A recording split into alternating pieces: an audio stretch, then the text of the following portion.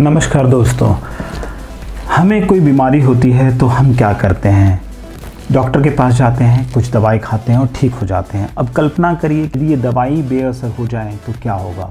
बीमारी बढ़ती जाएगी, शरीर कमज़ोर हो जाएगा और एक दिन ऐसा आएगा कि आपका अंत हो जाएगा, यानी आपकी मौत हो जाएगी।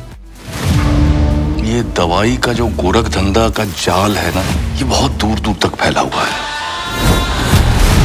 कुछ ऐसी कंपनीज हैं जो लंका की तरह हैं। Central drug standards control organisation ने दवाओं पर एक मासिक रिपोर्ट जारी की है। इसमें 48 दवाएं शामिल है, क्वालिटी चेक में फेल हो गई हैं। अगर कोई डायबिटीज़ या हाई ब्लड प्रेशर जैसी बीमारियों के लिए दवा ले रहा है तो ये ज़रूरी है कि वो डॉक्टर से समय समय पर जांच करवाए, खुद से दवाई ना खाए। मेडिकल स्टोर से दवा खरीदते वक्त ISO international organisation for standardisation या WHO GMP world health organisation good manufacturing practice का सर्टिफिकेट ज़रूर देखें। जिन दवाओं की एक्सपायरी डेट नज़दीक आ चुकी है उन्हें खरीदने से बचें। यदि दवाओं को सही ढंग से स्टोर नहीं किया गया है तो वो बेअसर हो जाती हैं।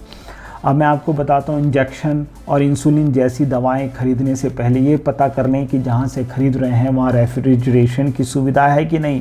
आपने देखा होगा, बहुत बारी आप जाते हैं तो केमिस्ट फ्रिज में से निकालता है दवाई, फ्रिज में से निकालता है, फिर वो आपको किसी उसमें आइस पैक में देता है। तो आपको ये भी पता करना है कि ये जहाँ से दवाई आई है क्या वहाँ पे फ्रिज में थी, क्योंकि यदि वो फ्रिज में नहीं होगी तो वो बेअसर हो जाती है।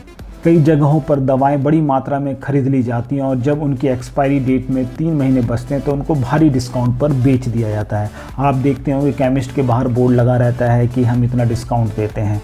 तो वैसी जगह जाने से बचें। यदि आप जा रहे हैं तो देखें कि उसकी एक्सपायरी कितनी है। कुछ मौक़ों पर IV दवाओं, जो आपने देखा होगा बहुत सारे इंजेक्शन्स होते हैं जो आपके वो वेन में लगा के आपको ब्लड में जो डाला जाता है, जो सीधे ब्लड स्ट्रीम में इंजेक्ट की जाने वाली जो दवाई होती हैं, में बैक्टीरिया भी पनप जाते हैं। इंसुलिन को 6 डिग्री सेल्सियस तापमान में रखना होता है, मगर जब इसे एक स्थान से दूसरे स्थान पर भेजा जाता है तो कई बार इस बात का ध्यान नहीं रखा जाता है। इसीलिए इंसुलिन ऑनलाइन नहीं खरीदनी चाहिए, क्योंकि सही तापमान के बिना ये सिर्फ पानी है। अब बहुत सारी आज के समय कंपनियां ऑनलाइन दवाइयां आ रही हैं। अब आप यदि उससे दवाई मंगाते हैं तो उसकी सबसे ज़्यादा जो प्रॉब्लम आती है वो ऑनलाइन दवाइयों में आती है, जो आप ऑनलाइन दवाई मंगाते हैं। चाहे बहुत सारी कंपनियां आज के समय ऑनलाइन दवाइयां बेच रही हैं, अब वो दवाई कहाँ से आ रही है, कौन मैन्युफैक्चर कर रहा है, कौन उसके ऊपर क्या असली है क्या नकली है, आपको कुछ नहीं पता। कभी जाते होंगे केमिस्ट के पास तो वहाँ पे जब आप पहुँचते हैं तो आपको लगता होगा कि हम जितनी सस्ती जो डिस्काउंट दे रहा है आप उसके पास दवाई जाके ख़रीदते हैं। लेकिन मैं आपको मना नहीं करता हूँ कि आप मत खरीदिए।